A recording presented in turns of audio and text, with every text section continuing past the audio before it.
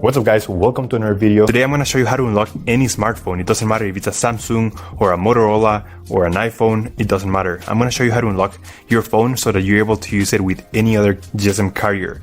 I'm going to do it together with you step by step. I have unlocked more than 100 phones using this method and it works perfectly. You only need your computer, your smartphone, and you need a SIM card from a different carrier. And that's all you need, and without further ado, let's begin. So to start, we're gonna get the phone's IMEI number. That's a unique number for every phone.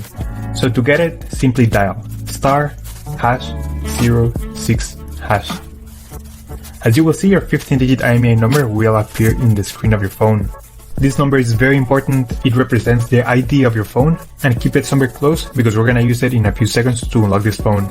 Okay, now we're gonna switch to the computer. And in this website, we will request the unlock code to unlock this phone or any other phone you want to unlock. So we're going to start by filling up the information here. As you can see here, there is a form. And now you just have to wait. You have to wait until they send you your unlock code. This may take 5 minutes and up to 3 or 10 business days. It depends on every brand. I'm going to show you my personal email account so that you can see how the email will look like.